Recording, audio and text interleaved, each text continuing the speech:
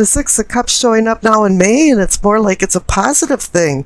You're making a good thing out of something that was bad. Maybe it wasn't even really bad, but your perspective about it was bad. It was shadowed by something, and now that you've made peace, you think, well, maybe this isn't also bad. Maybe it was just me and not everybody else, and maybe now other people around you is coming to terms with things that happened to you jointly. You know, you can't walk around in life and not bury the hatchet. And you shouldn't be walking around with rose-colored glasses either. You know, see it for what it is and move on. And now in the pelvic and the solar plexus for your awakening and arousing, receive the World card. There you are, you're at a completion point. You've gone through the gauntlet of all of the ups and downs of the major arcana cards to come to an end point. You're at the end of a cycle. You've earned, you've learned, and you've changed. And you really got your wings. It's time to move on to new challenges. And the clarification card is the Four of Wands. It's a card about celebration and ceremonies, maybe rites of passage, birthdays, graduations, anniversaries, that type of thing. But it's also about a merriment and a joy to commemorate or honor or give thanks to something. And typically it's about some type of accomplishment. And receiving the World card makes you an honorarium automatically. You're ready to go forward in life. And up in your solar plexus for sensing and feeling, you receive the Two of Swords. You're at a completion point, so now it's time to make some decisions. Two to me means decisions, partnership, balance. But the Two of Swords has a little kink to it. It's about a dual nature of conflicting but equal forces. It's a contradictory burden that's causing confusion because you're not sure what to do next. And it turns into a conundrum that transcends into like denial. And you're wondering, well, am I being deceived or am I deceiving myself?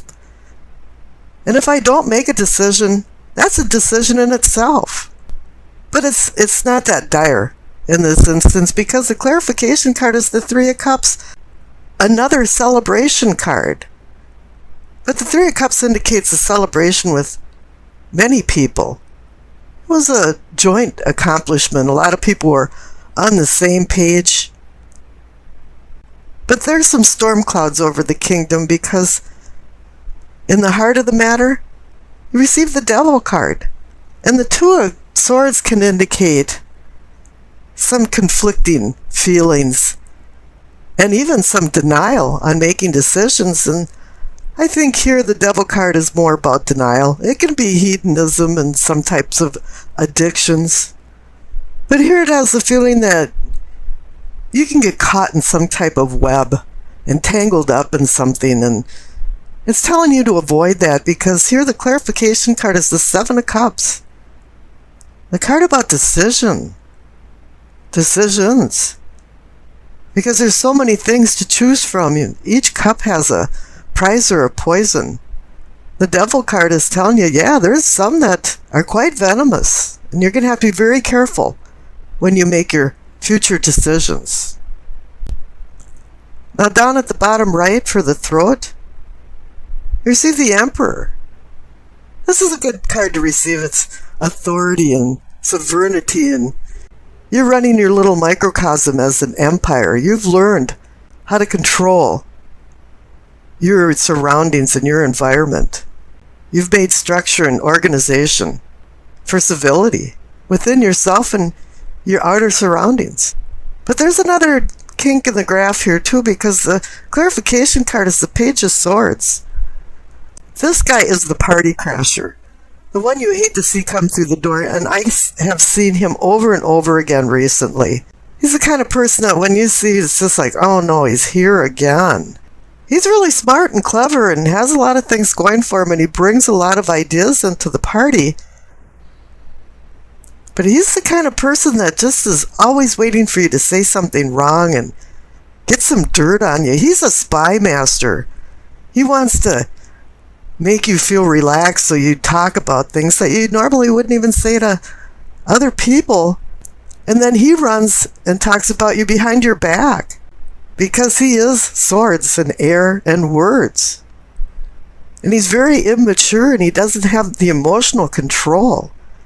He's the type of person that just does jaw-dropping things and people just look at him like, did he really say that? Now up in your third eye for enlightenment and seeing, you see the Queen of Pentacles. This is good. You're having some really mature feelings with the Emperor and the Queen of Pentacles there. She's about pragmatism. She's a pragmatist. She's got her feet on the ground and a grip on reality. Sometimes we kind of wander off in our ideas about things. But no, she brings you back down to earth. She wants you to think straight and make good decisions. And the clarification card is the Five of Wands. I think there's been some inner struggles because right now you're at the point of making some decisions. You have the Two of Swords and the Seven of Cups urging you to make some. And if you don't make a decision, that's a decision too. But then again, there's some outer conflicts going on. Like if I make this decision, this won't benefit this person. I think you're trying to make the decisions for a win-win situation for everybody, and sometimes one size doesn't fit all. Now up above in the crown for your knowing and understanding, you see the Queen of Cups. I don't know, this is probably the third or fourth time for a Scorpio reading that the Queen of Cups shows up because she's personifying you. You're in Scorpio land now.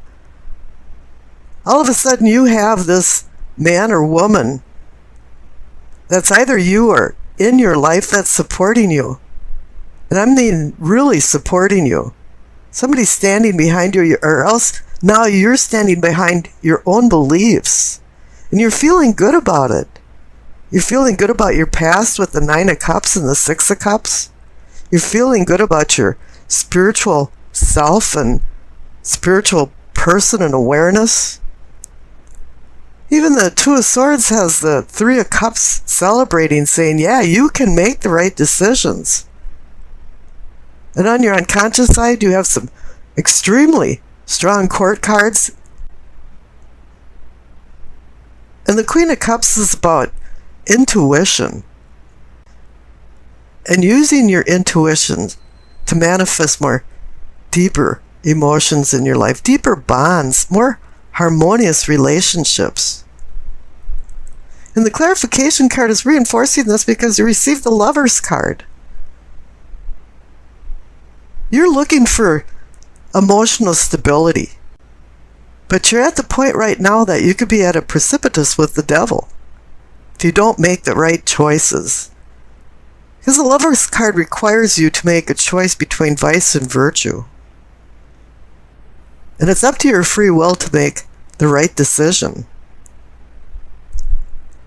Now on the left for your past, you receive the Knight of Swords. You've made decisions before you know where you're going and having the right information.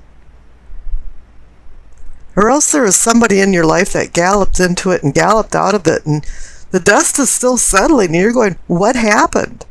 There was some type of atmosphere of rash decisions, not well thought through decisions. And I think this whole spread is telling you to make some good decisions now. The clarification card is saying that there's been some consequences, ramifications from the decisions you've made because you received the Nine of Swords. The card of sorrow and anxiety, something that's keeping you up at night and it's bothering you, whatever happened. I don't know if there was some guilt or remorse involved about it, or maybe it was just something that happened that didn't work out right, and you're feeling despondent. But everything looks up in the future, because on the right there you received the Chariot. He's about moving forward. It's about motion. But it's also about duality.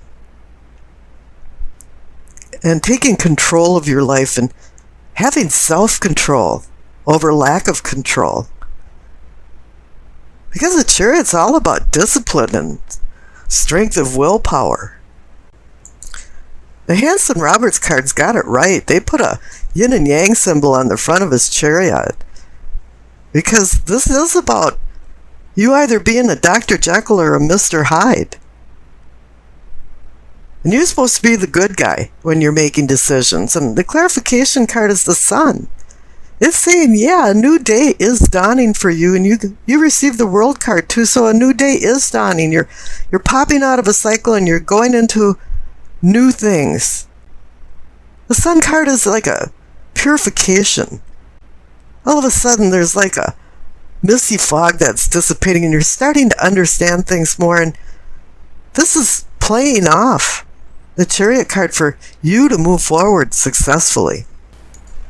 You know, this is about the connection of the unconscious versus the conscious, physical versus the spiritual, vice versus virtue, choices versus unplanned, divine versus earthly. This is all about duality. Two things are going on here. There's two people and a union that, you know, in all respects are supposed to go into a oneness, a unity. Now, whether this happens or not is really up to you and the other person. There has to be more harmonious bonds in your relationship. Deeper emotional feelings have to be manifested in order for you to go to the next level together. So in essence, everybody has to be on the same sheet of music. Well, that's in the perfect world anyway. But in the real world, it just doesn't happen that way, and we make bad choices because this card is all about decisions and choices. The devil does not make us do anything. It's our own free will that's making these decisions. So never underestimate the value of choice over impulse. And the Judgment card next to it is just a neon sign reminder that, yeah, there is consequences to the decisions that we make, or the decisions that other people make that affect our life. Now, we might be judging other people, or they might be judging us, but it really comes down to forgiveness and what we have to forgive in ourselves or within other people for us to go on to our higher self. This card is about a spiritual cleansing for renewal, rebirth, a resurrection. You know, and it swirls around with the mix of karma. You know, what have you done in your past? Because it definitely is connected to your present and future.